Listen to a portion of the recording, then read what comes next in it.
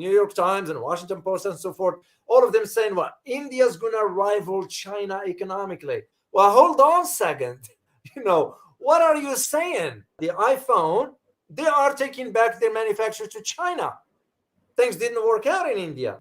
Well, India is like the great brown hope for the Anglosphere, right? Because Okay. I want to say thank you so much, Dr. Dave. Thanks for having Carl on. Of course. And I knew, guys, you've been asking for it. And here is Carl back. Here he is. I got too excited. I broke the internet. I had to restart my modem. Sorry about that.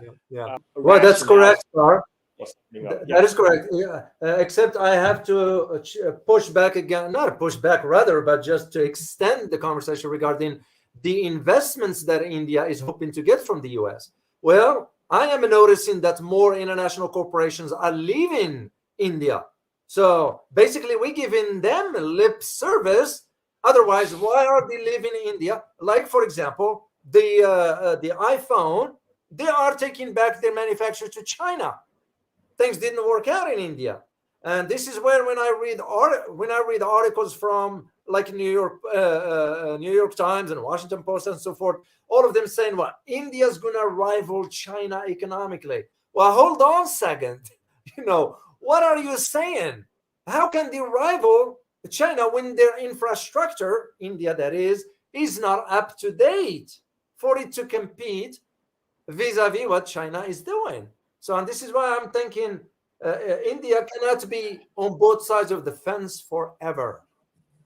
Well, India is like the great brown hope for the Anglosphere, right? Because so I think I was talking about India. About the four countries and mainly India for that. Yeah.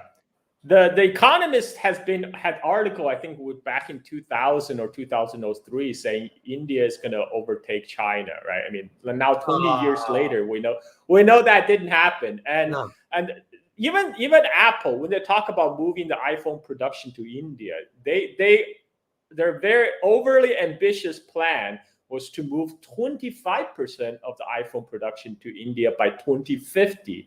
Right now, it looks like they're not even going to reach that goal, because right now, over 90% of the iPhone is still made in China. So one of the problems is, as you mentioned, it's the lack of infrastructure. And a lot of the business regulation environment in India is just not very friendly to foreign investment. This is why foreign investors go to China in the first place, because Chinese philosophy is if you build it, they will come, right? Like China rolled out a lot of preferential tax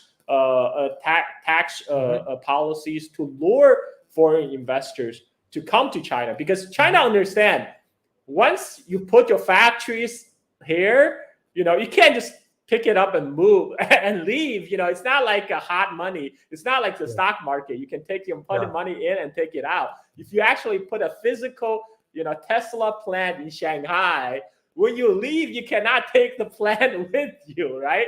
And so China understood that. So they did a lot of tax incentives. But on top of that, China built amazing infrastructure. They build ports, they build power plants, they build some of the problem that when these multinationals try to decouple from China and move the country to Vietnam, for example, some of the problem that they face is like power shortages, right? Like because it's a whole the manufacturing is a whole process, and it's not simple as just moving factory there. You need roads. You need railroads, you need ports so you can ship your goods out. You also need reliable power to sustain your factories. But Vietnam I think it's going to be fine, because China is actually helping Vietnam to upgrade its power infrastructure right now. But India is a case where they have a very protectionist trade policy to protect their domestic companies. So it's make very difficult for the foreign investors to come in to do business. This was the case when I was looking into invest in the Korean POSCO steelmaker when I heard Warren Buffett invested in POSCO back in 2000s. And so I followed that development for a while. So POSCO discovering India, they have a lot of like a cheap, low quality iron ore. But the Korean steelmaker invented a process to refine high quality steel from this low quality iron ore. So they thought this was a marriage made in heaven. They just open a factory in India, and they were just able to produce more steels. But they ran into a lot of problems. They ran into a problem first with the land acquisition, and like 6 years later, they still couldn't build a plant because there's a land dispute. Something would not happen in China. In China, when they want to build something, they will build a factory in 6 months, right? So this is a reason why a lot of foreign investors chose to build in China in the first place. Now you turn to India, and I would say I'd rather work with a bunch of Chinese than I would Indian civilization, mired down, caste system, overpopulation, assimilating the worst stupidities of the democratic system, which, by the way, Lee Kuan Yew avoided. It's hard to get anything done in India, and the bribes are just awful. So all I can say is it's not going to be easy for India to follow the example of Lee Kuan Yew. I think India will move ahead, but it is so defective as a get-ahead in place. The Indians I know are fabulous people. They're just as talented as the Chinese, the Indian populace. But the system and the poverty and the corruption and the crazy democratic thing where you let anybody who screams stop all progress, it mires India with problems Lee Kuan Yew didn't have. Now, I don't think those Indian problems are all easy to fix. Let me give you an example. The Korean steel company, POSCO, invented a new way of creating steel out of lousy iron ore and lousy coal. There's some province in India that has lots of lousy iron ore and lots of lousy coal, which there's not much use for. And this one process would take their lousy iron ore and the coal and make a lot of steel. And they got a lot of cheap labor. So POSCO and India were made for each other.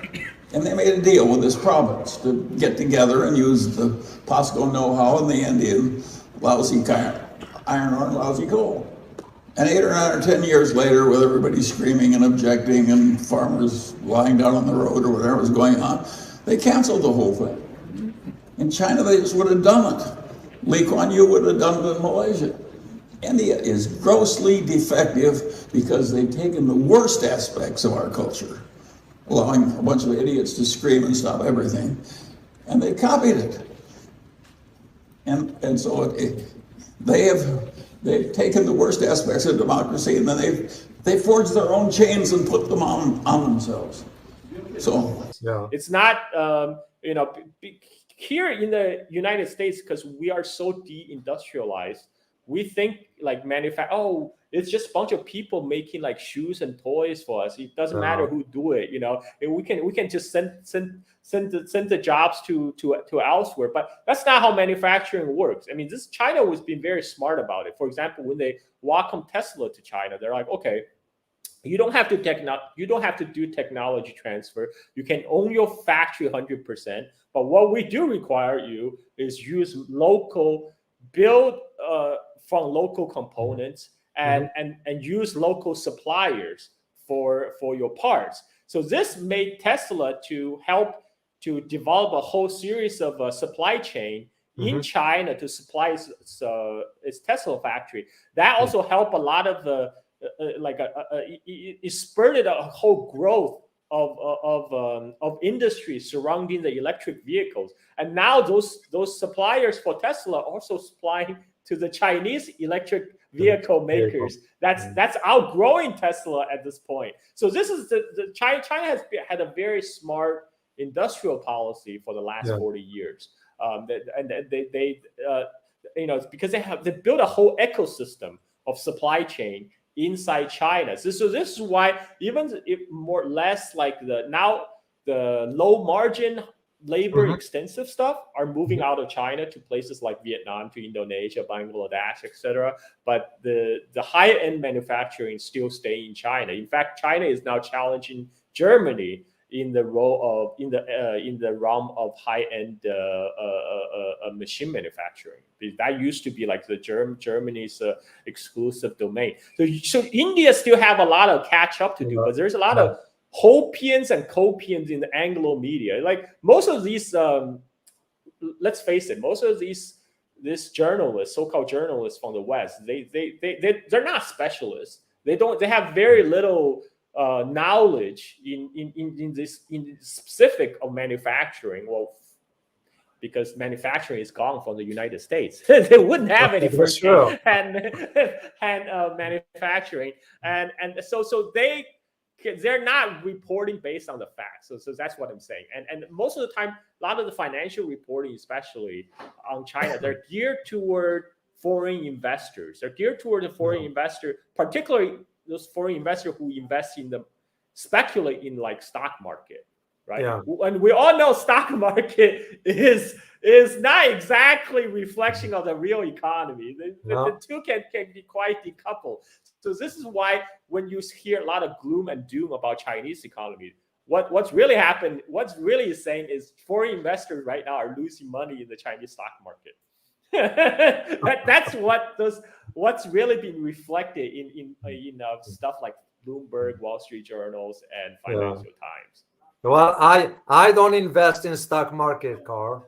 I made it clear from the 90s to never put my money in stock market. So let me tackle one another point here while you're talking about the economy here, because it's very, very important. And I've been arguing, and I'm in the process of writing a book about China. Of course, the economy is going to be a major section of the book and so forth. And I'll just get your take about where do we see the chip industry moving forward, given how we decided to sanction China regarding chips, and it ended up backfiring on us. Where so the U.S. sanction on semiconductors on China is the best thing that ever happened to the Chinese domestic semiconductor manufacturing, because before Chinese company actually they actually like to leverage the global supply chain, right? Like before, Huawei, for example, they will always use top of the line product, top of the line supplier. A lot of the time that means a U.S. product. This is why they would buy chips from Qualcomm or have their own chip designed by manufactured in TSMC, the Taiwan Semiconductors, because that's where most of the advanced chips are manufacturing, rather than go through the Chinese local domestic chip supplier, because the local domestic semiconductor sector is couple generations behind. So for big global company like Huawei, it's like, why do I need to go with second class product when I can source the first class product that's reliable and more economic? And so this way the Chinese semiconductor industry has trouble to catch up for decades, because it's hard to compete with the established brands, right? But now when US now says, okay, Qualcomm, you cannot sell chips to Huawei, and Huawei's like, okay, fine, we'll design our chip in house and we'll have them manufacture in Taiwan. And the US tells Taiwan, so like, no, Taiwan semiconductor chips you cannot sell to mainland China. And now Huawei has no choice. They can't source other opponents other than the Chinese domestic manufacturers. So now they have to go to SMIC, the Chinese domestic semiconductor manufacturer, and say, okay, we'll give you a lot of money, so to help to invest in you, so you can upgrade your production line to produce advanced chip for us. And that strategy worked. And this forced all the Chinese tech companies to work together. Before they're not, because it's a global marketplace. They rather to work with global partners than the domestic ones, if the domestic ones didn't produce products that's up to par. But now the Chinese companies have no choice. It's do or die. They do or die together.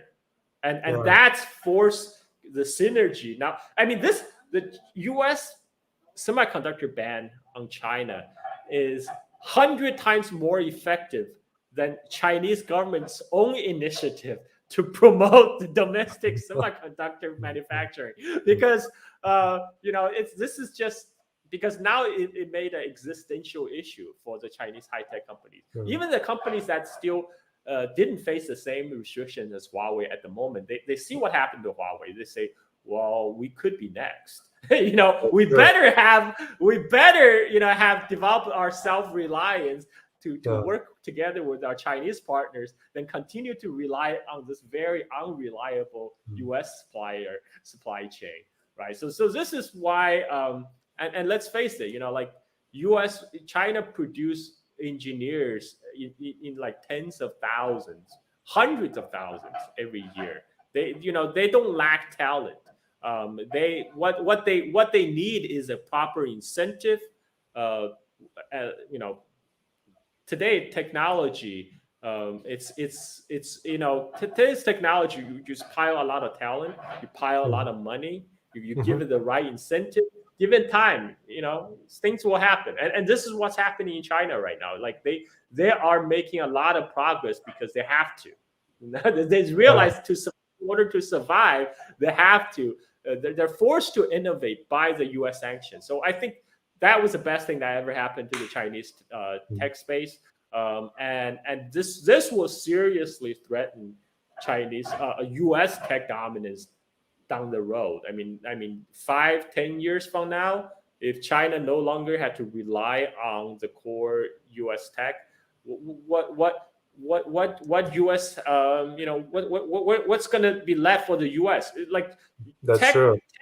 Tech dominance is one of the pillars. I would consider one of the three pillars of the American empire.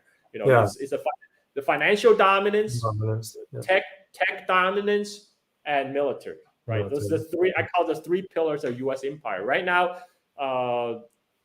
we're seeing all three on very wobbly legs. Right, financial, because U.S.'s own sanction against Russia is triggering the rush toward the dollarization all over the world. Tech, because the U.S. sanction is forcing China to develop its own domestic industry. Well, military. Look, U.S. has people say, okay. People will put the video of like all the U.S. aircraft carrier and U.S. plane flying on the sky. So this is what's backing the U.S. dollar. Well, guess what? All that is also backed by the U.S. dollar. So it's a chicken and egg thing. When the dollar goes, all that will go too. And that we're already seeing the problem in Ukraine. U.S. spend $1 trillion in defense budget. What does that give to United States? They couldn't even supply artillery shell to Ukraine. Russia alone is outproducing NATO countries in the artillery shell production. Because this is fundamental issue is because U.S. have and to extern a large part of Europe has been deindustrialized. Their economy is highly financialized, which means $1 trillion sounds a lot of money, but when to produce one missile or one F-35, you need like hundreds of billions of dollars. At the end, it's just a number. The dollar just become a number. It's meaningless. The amount of dollar is not matched by a real industrial production. I mean, people can see that by I remember somebody posted a chart of manufacturing, like why China is an industrial giant. You measure the China's industrial output versus industrial output from United States and Europe and Japan. So China industrial output right now is more than US, Europe, and Japan, South Korea combined. So that is a difference. That's why there's a lot of anxiety in Washington about China, because they realize, okay, the continued rise of China means the end of U.S. hegemony. Yeah. Well, that's why we end up shooting ourselves in the foot with these sanctions. The moment I heard about it back then, and I was like, what the heck are they doing? They don't realize that this is going to push China. It's exactly what happened with the ISS, the International Space Station. When the bill was passed in 2014, banning any Chinese astronauts from accessing ISS, the Chinese said, fine, we will build our own. We were thinking that the Chinese were just bluffing till they end up building their own. And it's the same thing I'm seeing with this chip industry. Now, correct me, Carl, if I'm wrong here. This China was able already to build a 4 nano technology for the chips? I saw some reports, but I'm not so sure about that, because I also heard that some of its stockpiles from what they bought before the sanction took place. Some of them. I mean, China has a capability to design 4 nanometer chip, but traditionally they send their design to Taiwan to have the Taiwan Semiconductor to manufacture it. So what I heard was some of them may be one of those previous batches that stockpiled from before. It's just a matter of time. It just matters. If they didn't come out with it this year, they will have it in the next few years. China has the resources. China has a talent. China has shit tons of money. China has an incentive to accomplish its aim. So I mean, it's just we're just talking about whether this is going to happen in next 2 years or next 5 years. But it's going to happen. Well, I intend to follow up on it when I visit your area. I'm going to be in your area at some point in probably around May or so, and I intend to check on this particular topic here. Now, let me turn over to, there are 2 other topics I'd like to get your take on them. One of them is Indonesia presidential elections. Where do we see